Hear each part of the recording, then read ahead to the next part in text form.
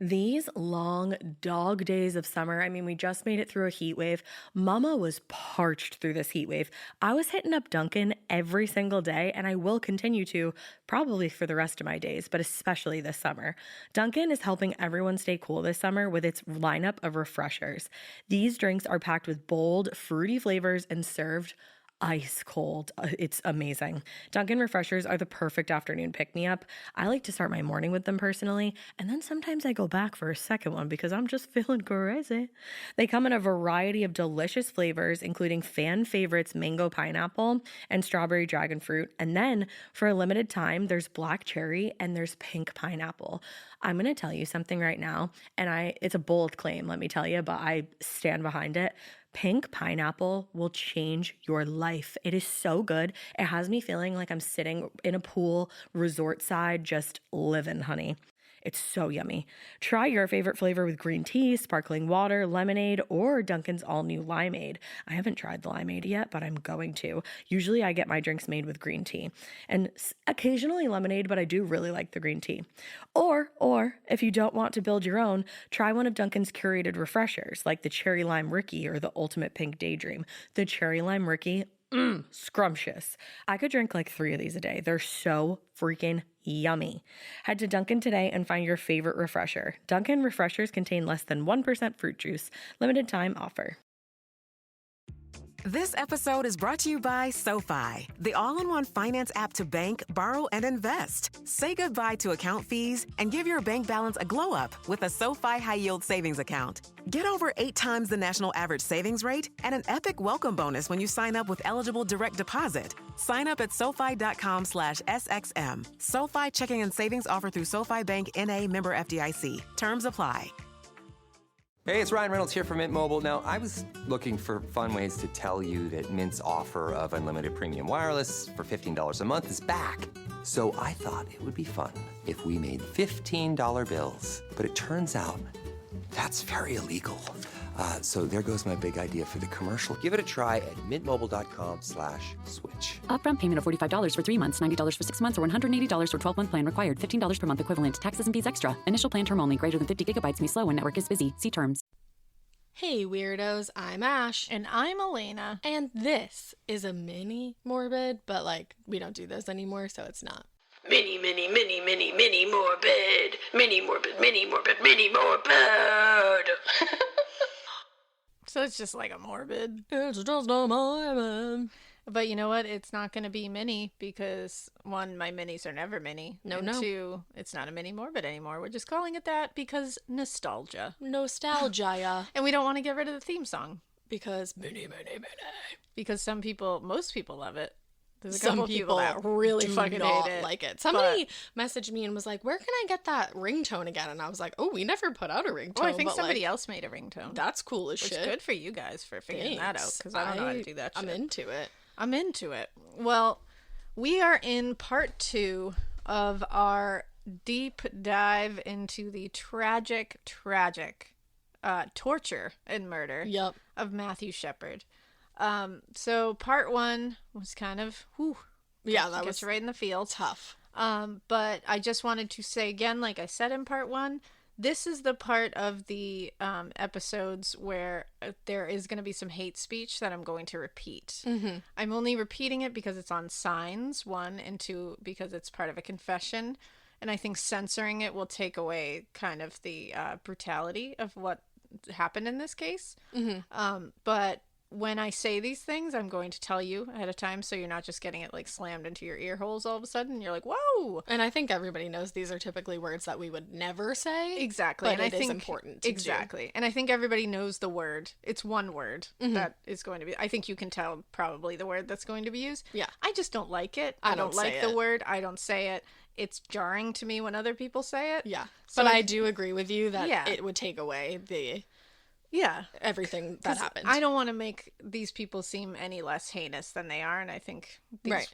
So we should say what came out of their mouth so that you can be like, wow, what a bunch of horrible, gross humans. Exactly, which you will. Mm-hmm. So when we last left you guys, Matt was beaten for no reason at all. by Aaron McKinney and Russell Henderson. After voluntarily handing over his wallet. Exactly. So he wasn't robbed. No, and just for existing. Or he basically. was robbed, but this wasn't just a robbery. No, it was certainly not a robbery. He was driven out to a fence in near Laramie, and he was tied to that fence, beaten again with the butt of a revolver repeatedly.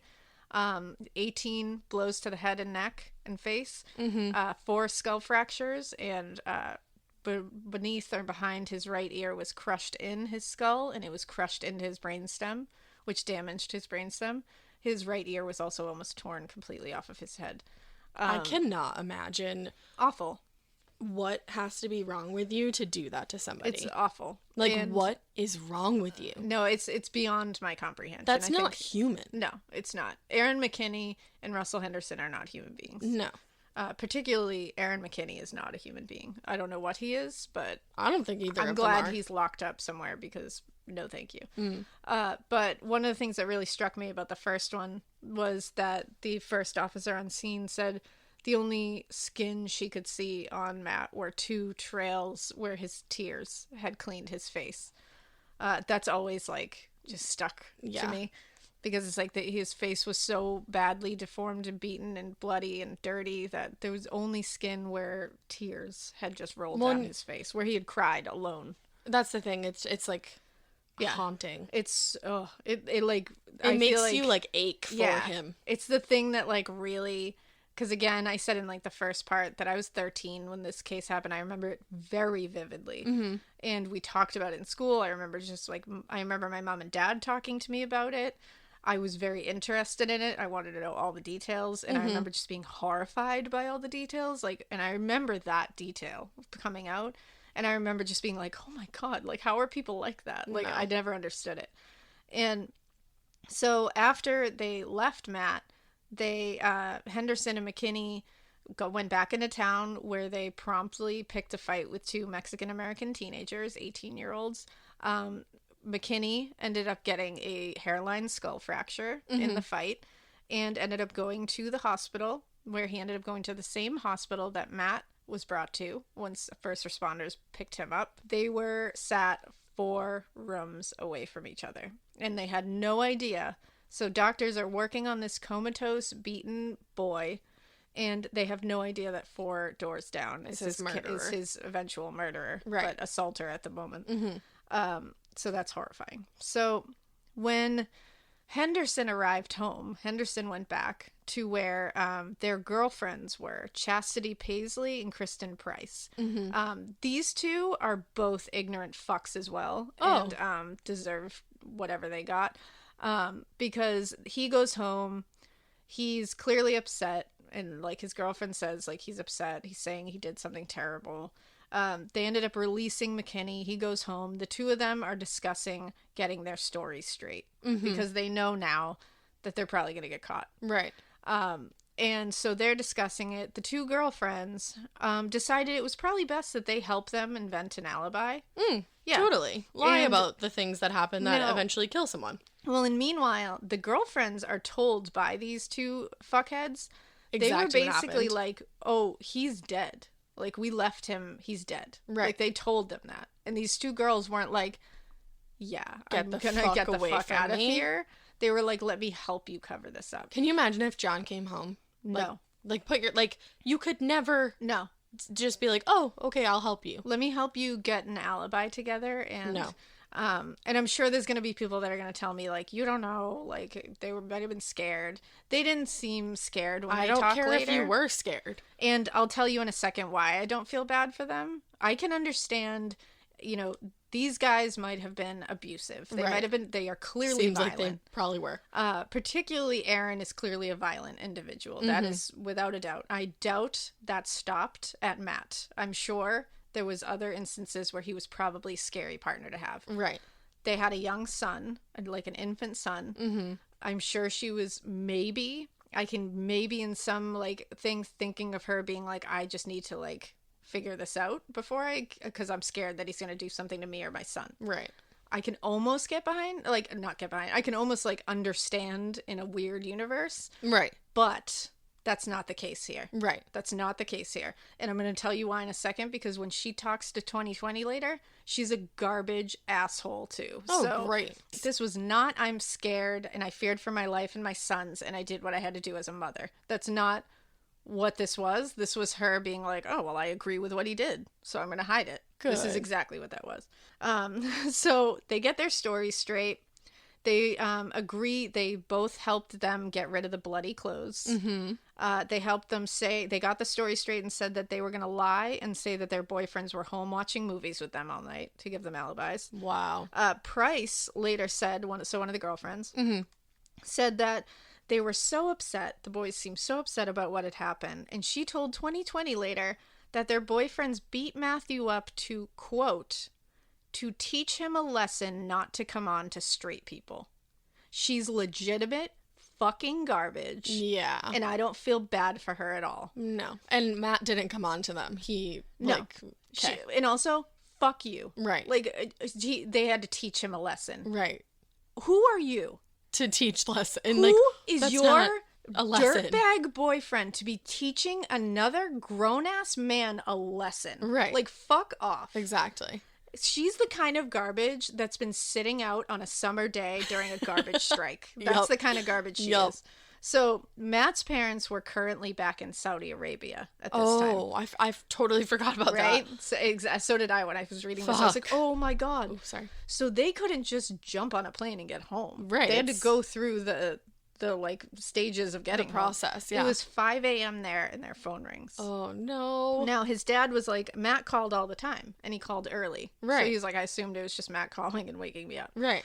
So it was actually hospital staff at the hospital in Laramie telling them that their son had been gravely injured and they weren't sure he was going to make it through the night. Oh, no. At this point, they didn't know what had happened to him. Right. So they just said he was found gravely injured. So his parents were like, oh, it must be like a car accident or something. Like, that's the first thing you think of. You don't think somebody beat him to death with a pistol. Right. So they were like, we don't know if he's going to make it through the night. You have to get home.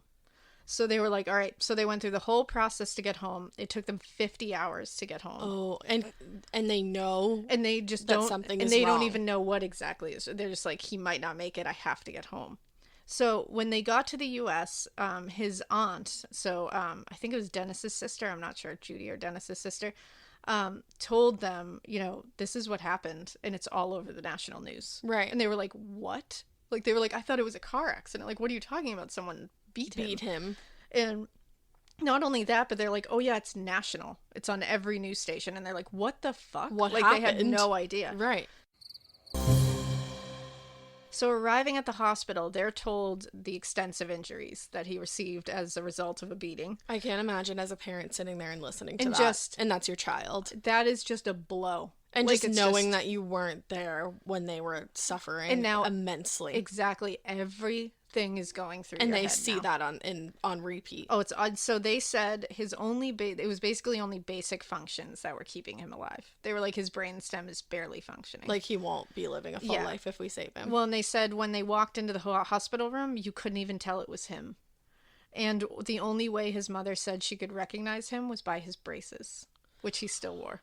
Stop. So his face was stitched up in multiple places. There were tubes everywhere. His head was bandaged. There is a photo Matt Shepard is a friend of mine. They show like a small like pan up of his face a little bit of him laying there, and it's horrifying. Gut-wrenching, It's I bet. horrifying. And again, she said, I couldn't tell. She said the only way I could tell it was him was like, he has certain like scars or like little things that I just know are my son. And she said, and then the braces are the thing that made me be like, that's Matt. Right. So he was comatose at this point, and hospital staff said he would really only survive in a vegetative state. So they said that was even a long shot. But they said if he does survive, it's really just going to be his body that survives. It's And not going to that's be his not mind. fair. So his parents are like, now we have to sit here. And they also were, even though legally, if they took him off of life support, that doesn't affect like a murder charge or anything like that. Right. They were worried about that because, like, you don't know. Right. Like, Of course you don't. You don't want to be... That could play into it. Yeah, and you don't want to be the thing that stops these people from Rotting. getting justice. You know what I mean?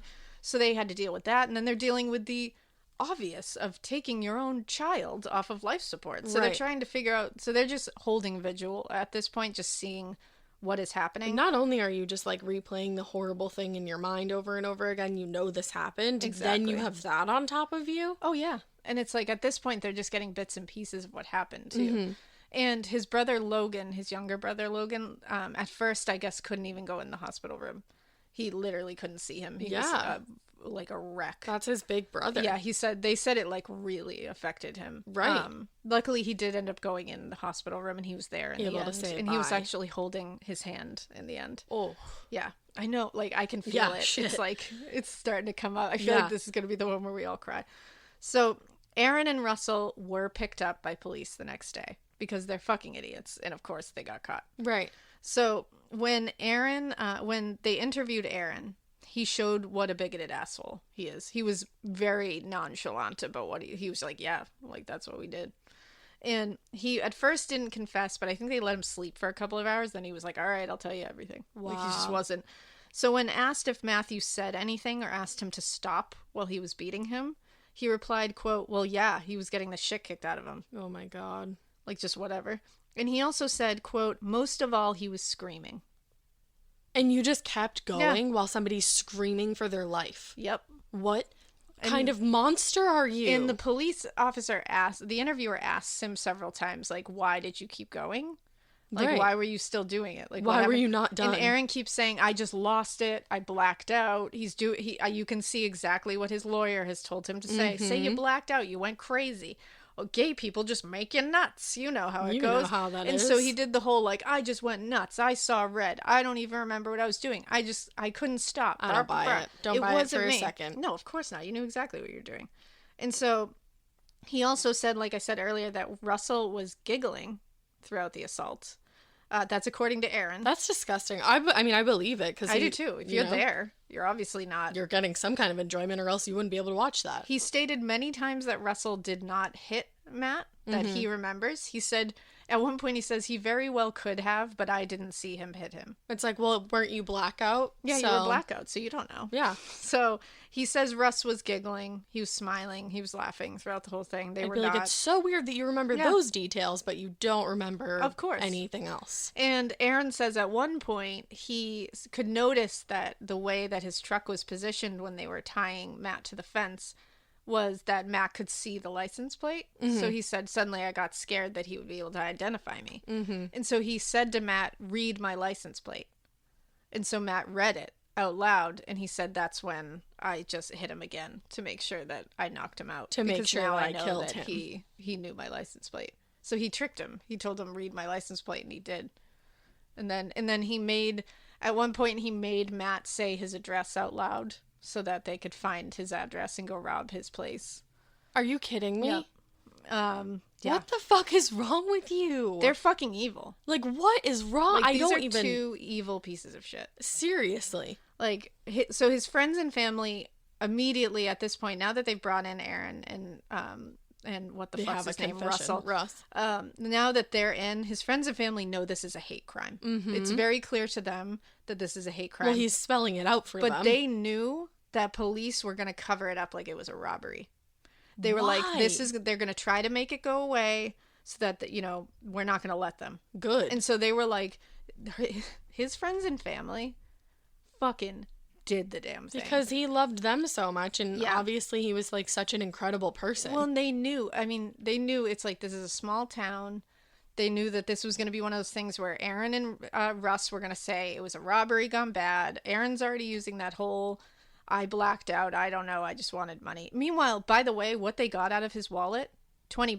right. $20. So this is over $20 you're telling Why me? don't you just go to KFC instead? Like, I don't believe you. No. I just don't believe you. No.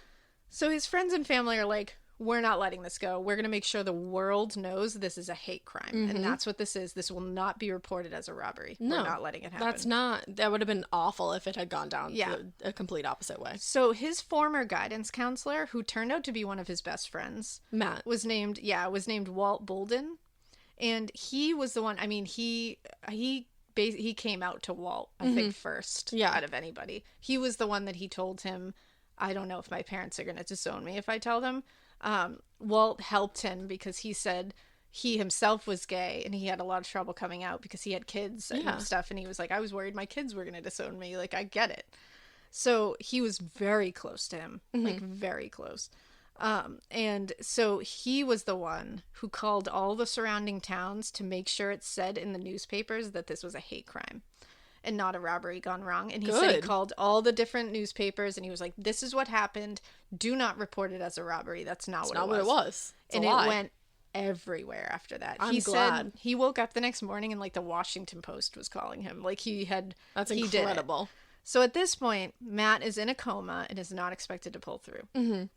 Aaron McKinney had told his... So Aaron McKinney, when he had gone back to his house, this is what's really gonna like kind of put a wrench in their whole like it was a robbery gone wrong thing, because he starts saying to like investigators during the interview, he's saying that when he went home to his apartment that night, he told his girlfriend, whose girlfriend confirmed this, that he said he was pretty sure, and by the way, I'm going to say the word, he was, quote, pretty sure he killed a fag. Oh, no. He said that to his girlfriend, and his girlfriend admitted this. Right. So him saying this is a robbery gone wrong, you're using that word. That's not a robbery. Right. You're already showing that you have a bias And a towards this hatred. person. And you're just being like, I'm pretty sure I killed. you Like, know? it's just nothing. Yeah, like, I'm pretty sure I killed him. That's like saying, like, I'm pretty sure I ran over a skunk. Like, Yeah. what? It's like, just whatever. Just casual. So holes are now being poked because they've brought the girls in. The girls are now giving a little bit of what's going on. And they're just admitting it themselves. I mean, Aaron McKinney sang like a fucking... Because he's like, I don't bird. give a fuck. Because he didn't care. And so one night, while they were in the hospital, Matt's father was like just going crazy because they're just sitting there waiting for something to happen. And his father was like, so I drove 4 hours back to our home in Casper. Mm-hmm. And he said he drove to a storage unit that they have. And he's like, I just decided to pull out anything I could think of to make Matt pull through. And in his words, quote, be Matt again. Oh, man. Who? Right. So he wanted particularly to find his favorite stuffed bunny. Stop. Named Oscar, who he said he was never without as a child. And he said he couldn't find Oscar. I'm like literally gonna cry, crying. right? Yeah. And honestly, this part like really got to me because one of my daughters has a Fuzzy bunny named Fuzzy Bunny, and she never goes anywhere without. And that thing is her thing. And it's like when he said, Makes you think of it. Yeah. I just wanted to find Oscar so Does he he could find have him. And he said he couldn't find him in the storage unit. He ended up finding him later. Yeah. And he said he's glad he has it now and that he can like hold it for like to think of Matt in good times. Yeah. But I just keep thinking of like Fuzzy that bunny. would be what I would find to like it makes try it to- relatable. It does. It like I'm like trying to stop like crying. Oscar, Sorry. the bunny that he would, but he said he did find some other things he brought, and he just tried to like. I so wish that he had pulled through. Oh, I know, and so I mean, nothing was moving. He was obviously not going to progress any further, and his family were ready for him to say goodbye, but they didn't want to pull the plug on him, Right. but they wanted him to know that it was okay for him to let go. Yeah. Because they were worried he was hanging on for them. For them, yeah. And so his mother actually pulled Walt, the guidance counselor who was like his really good friend, aside and said, would you go into the ICU and would you tell Matt that it's okay to let go? Oh my god. I know. This is like so awful. This is like... Yeah, this is hard. Hey, it's Ryan Reynolds here from Mint Mobile. Now, I was looking for fun ways to tell you that Mint's offer of unlimited premium wireless for $15 a month is back. So I thought it would be fun if we made $15 bills. But it turns out that's very illegal. So there goes my big idea for the commercial. Give it a try at mintmobile.com/switch. Upfront payment of $45 for 3 months, $90 for 6 months, or $180 for 12-month plan required. $15 per month equivalent. Taxes and fees extra. Initial plan term only. Greater than 50 gigabytes may slow when network is busy. See terms. And Matt said, because they said we can't do it. Like, I can't tell my son to let go. Like, Yeah, I no, want- 'cause you but don't I want that him on to. you. But I want him to. So Right. she was like, I can't do this, but like, I need you to do this for me because I need him to know. Right. And so Walt said, you know, as hard as this was, he said for her to trust me with that and for her to like put that with me was like, it meant a lot. So Walt said he like sat with Matt and he said, I just explained to him that, you know, you need to let go. And he said, I even told him, you can't put it on your mom and dad to pull you off of here. Like, you need to do it. Like, don't put that on them. Like, please. And they're okay. Like, they want you to go. Yeah. And they want you to stop fighting. And they know you're They tired. don't want you to suffer. And so and he said, and he was still alive when I left. But that night at 12:53 a.m. on October 12th, he passed away. He heard him. And his family was there with him. His mother and his brother were holding his hands. And his dad was also there. Yeah. So he heard. Like, no one can tell me. He had been surviving for days. Right.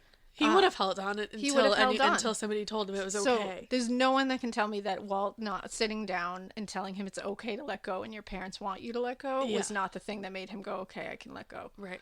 So October 12th at 12:53 a.m. he passed away.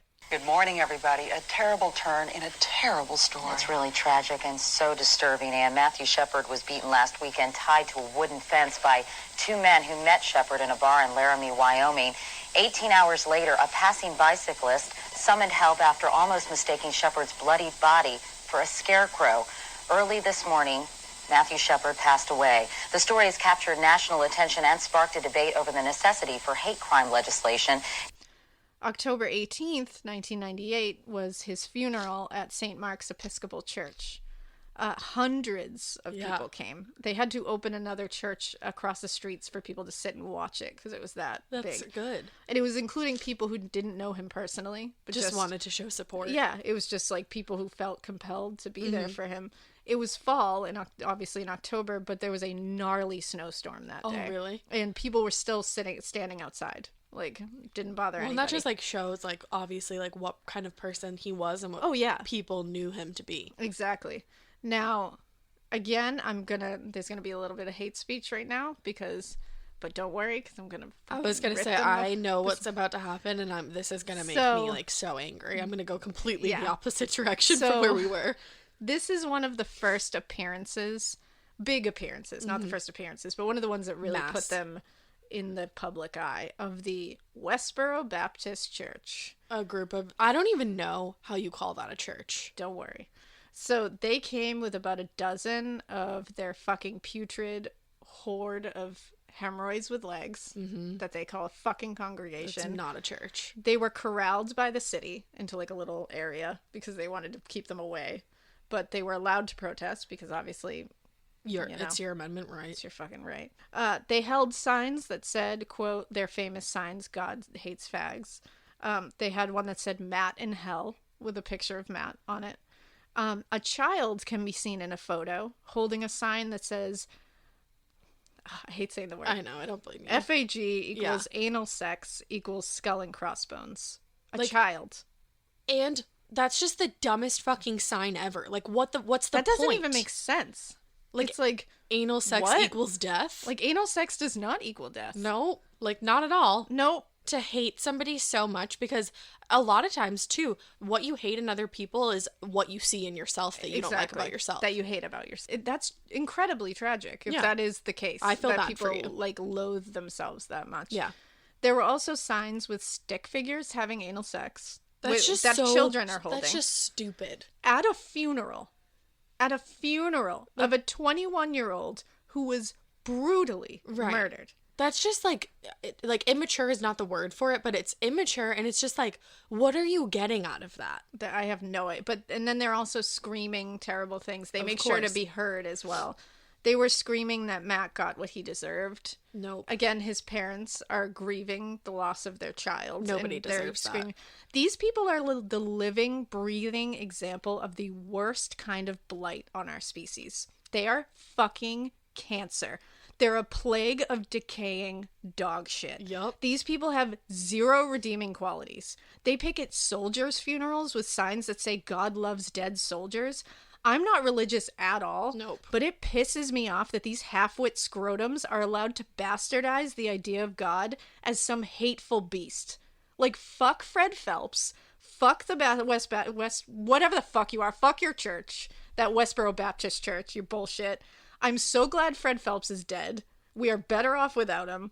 fuck them. Yes, queen. Like, fuck them. Alaina just like, that was like slam poetry, but it's a new kind. It's a new branch of slam poetry. These people have zero redeeming qualities. We need to get you something other than a bongo. It needs to be more efficient. Yeah, fuck them. Reading this and, like, researching this, I was so fucking hyped up. Like, I think they want to hype you up. So I think they do. So it's like, They you know what? definitely do. I just feel bad for you. Yeah. Like, I want to pick at them and be like, you know what? Let's talk. What was the picture Kim you showed? Petras. Yes. Yeah.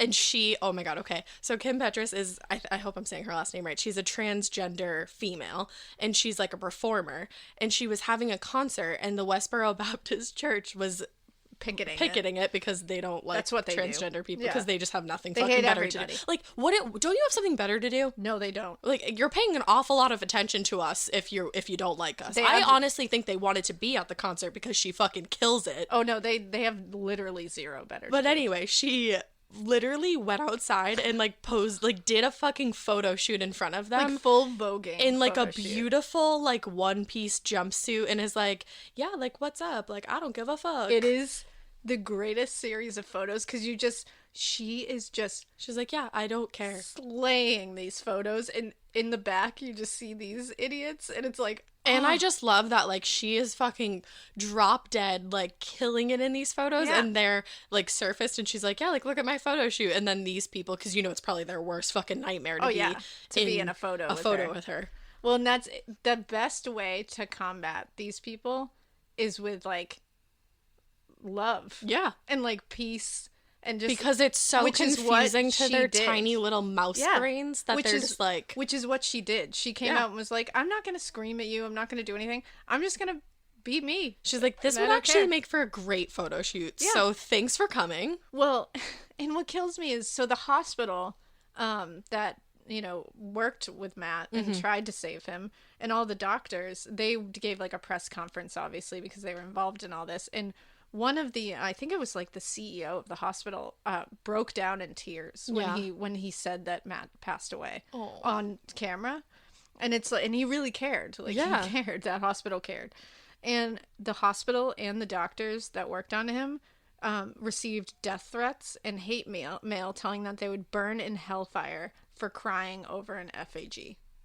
Yeah, it sounds like you are currently burning in your own hellfire of hating yourself. And you know what? I hope that you find love soon. Yeah. I think they're just hateful fucks. Yeah.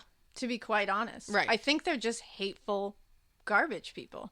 I don't understand how you can hate somebody so much for no fucking reason.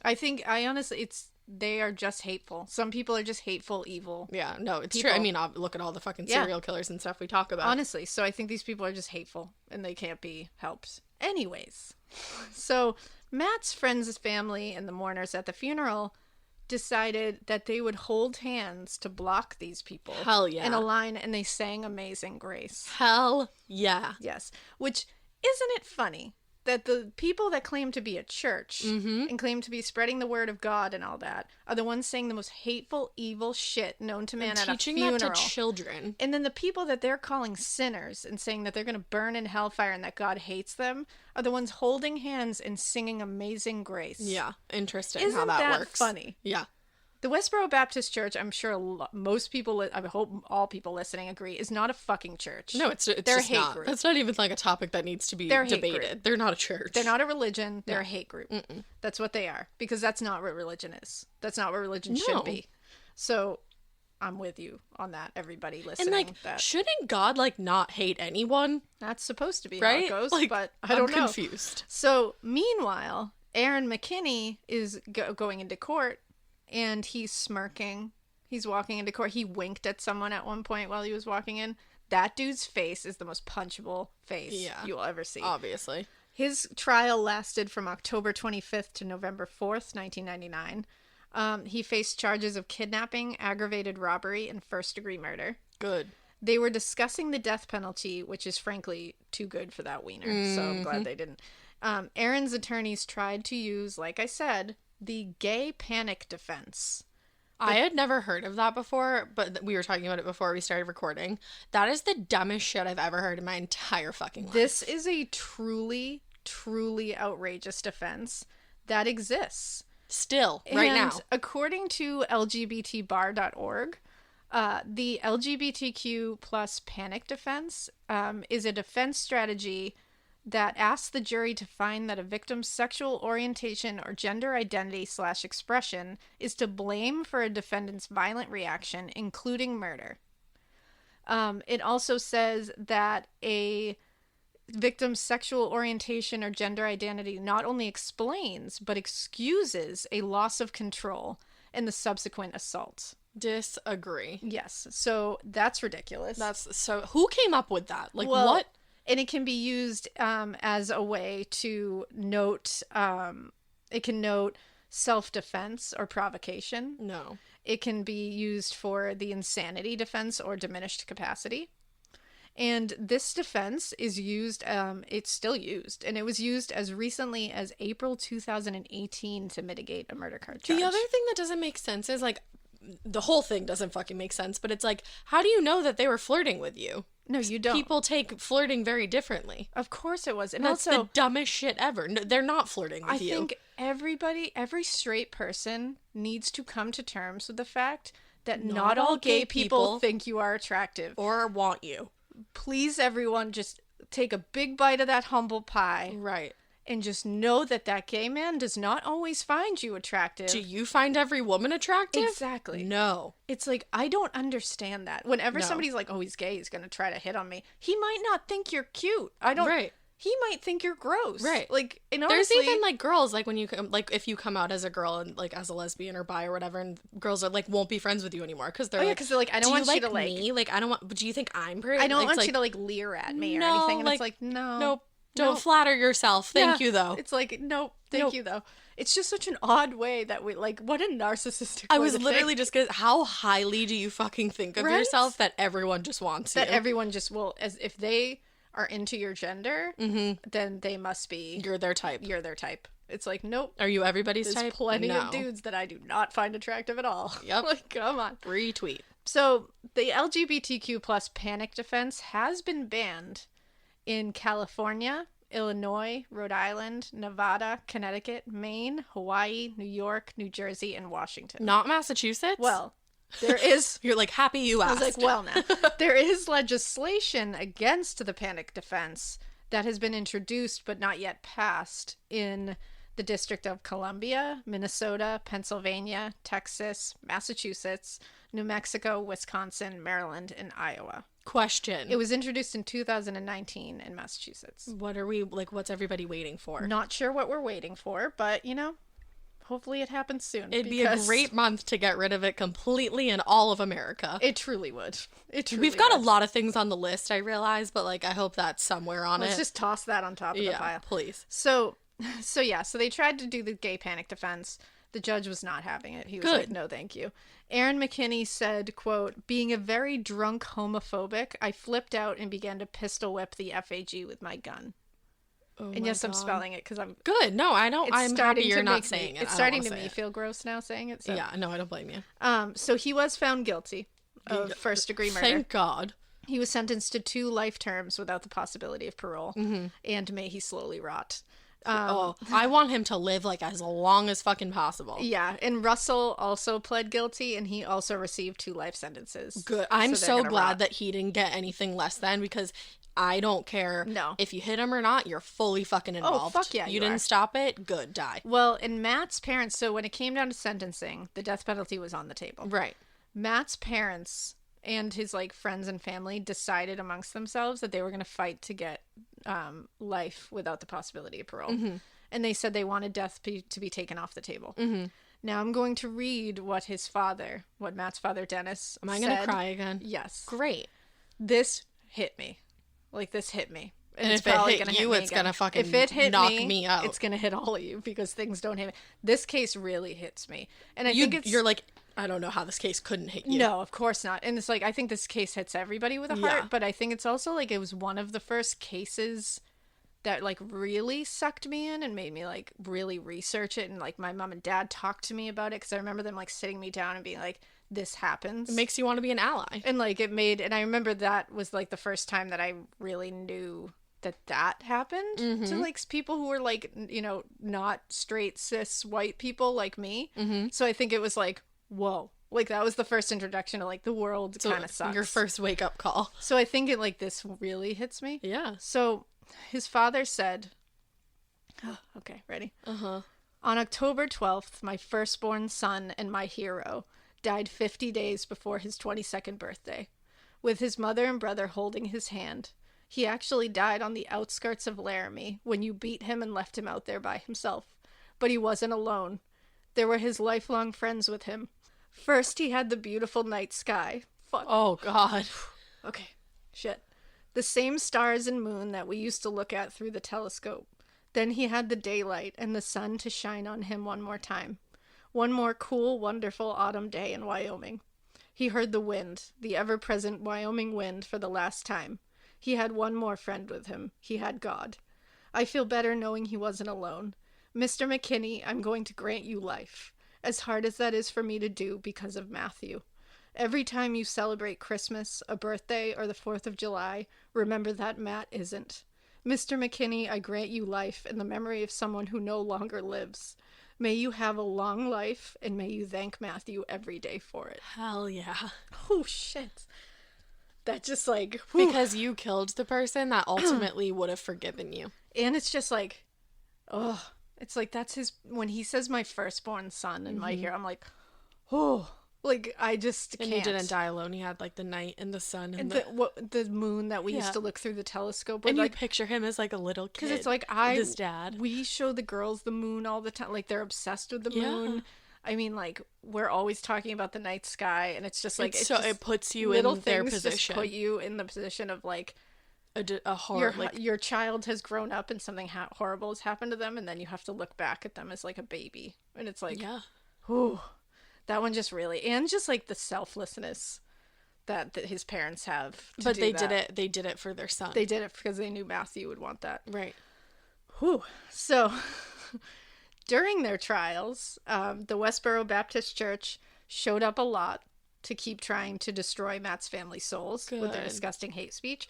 But Matt's good friend, Romaine Patterson, formed a group called Angel Action. Yes. This group has shown up at a lot of places now, and she was the one behind it. They dressed as angels with huge wings that had 10-foot wingspans and were 7 feet high. And they block the church from their targets. That just gave me, like chills. Now, they come out for things still. They're still a group that, like, people do it. And they shield mourners from ignorant fucks. Good. They did this at the Pulse Orlando nightclub shooting. Memorials and funerals. They showed up and they hold hands and they just block from protesters. And they, like, sing Amazing Grace. They just will sit there with smiles on their faces. They just do it. They try to peacefully... And Romaine said, she was like, I just wanted to, like, combat their hate with love. With love, and yeah. just show that, like, you're not gonna take us down to your level. We're gonna stand here as angels, even though you're telling us we're sinners and we're going to hell. Right. So Judy and Dennis also decided to make it their life work to fight for LGBTQ plus rights. She said she was like, I could have hid. I could have just gone into myself, but she's like, I couldn't. And she said, I had to make a change for Matt. Yeah. Now, this is exactly what Matt would have done, because as you know, like we talked about it, Matt wanted to be a diplomat. Right. He started an LGBTQ club at school. He was trying to help people. Like, that was what he would have done. So they created the Matthew Shepard Foundation, which, according to their website, the Matthew Shepard Foundation's mission is to amplify the story of Matthew Shepard, to inspire individuals, organizations, and communities to embrace the dignity and inequality of all people. Our work is an extension of Matt's passion to foster a more caring and just world.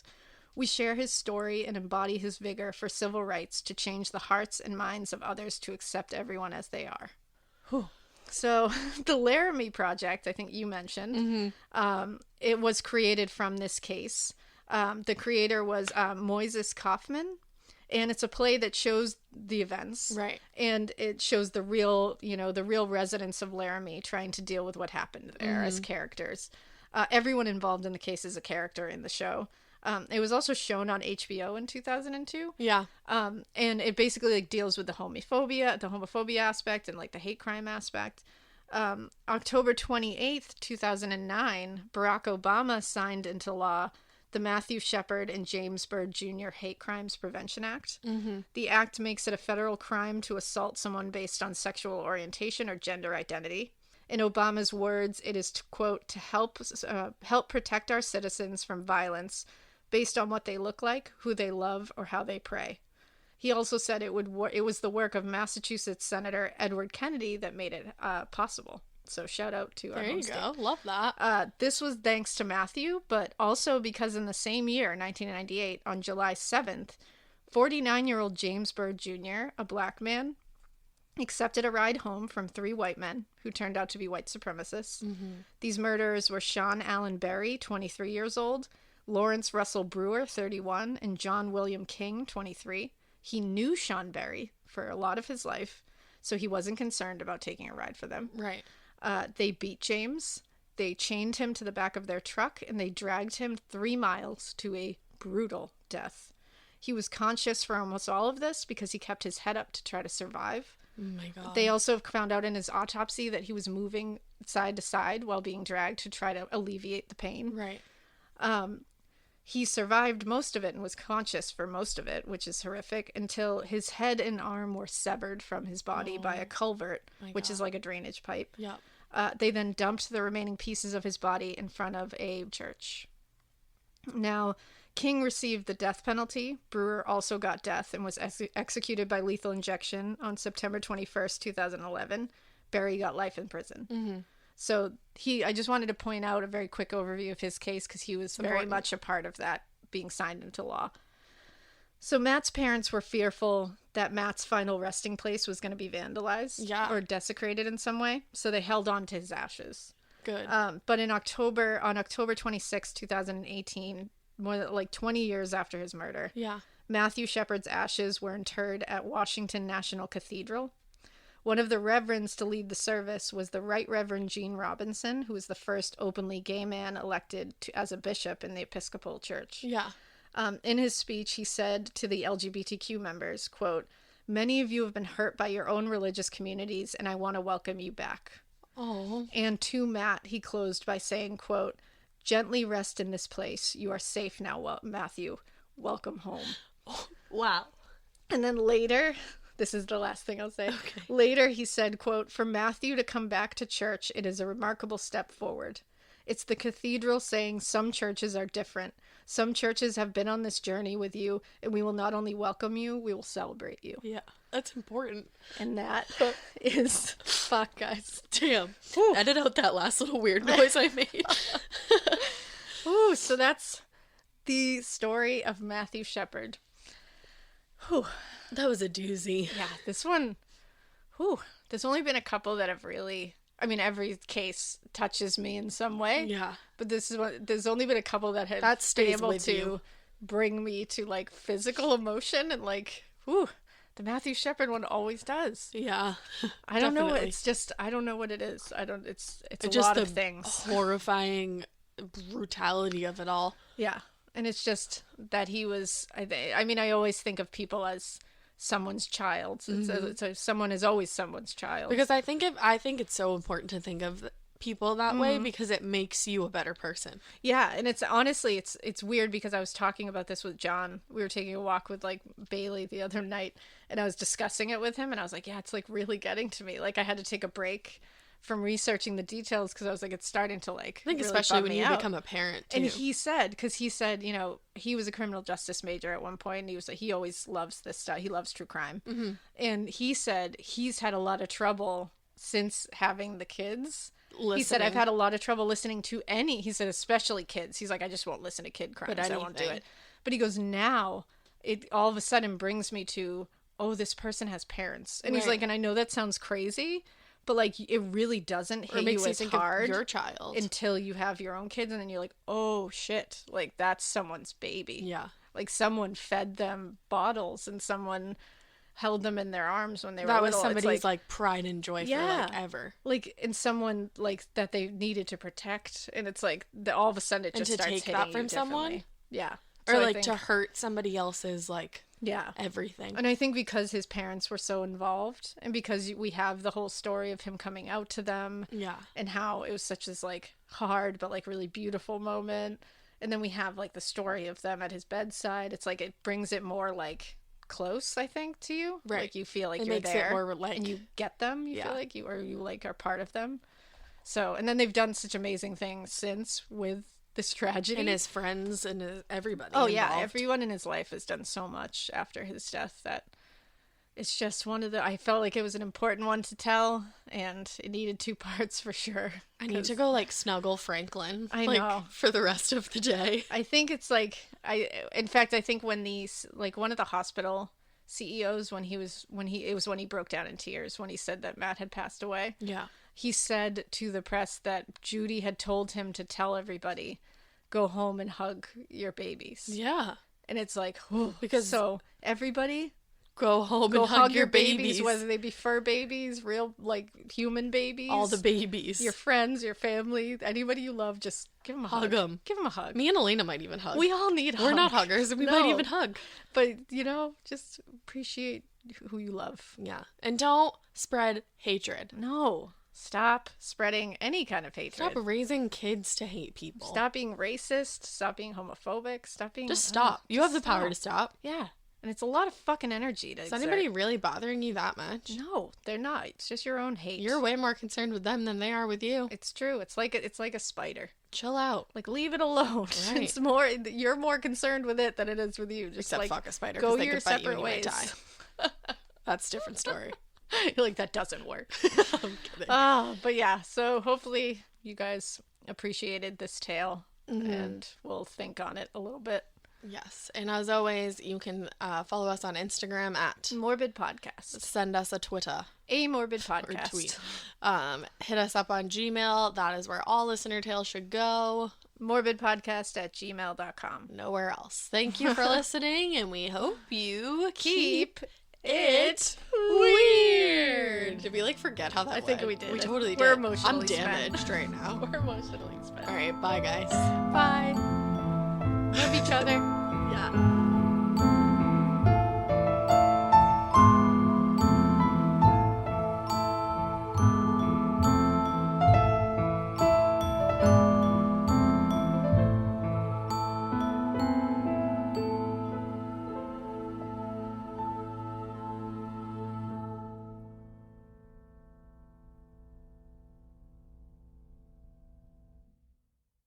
What if upgrading your windows and doors didn't mean tightening your budget? Scratch that. What if it meant spending nothing today?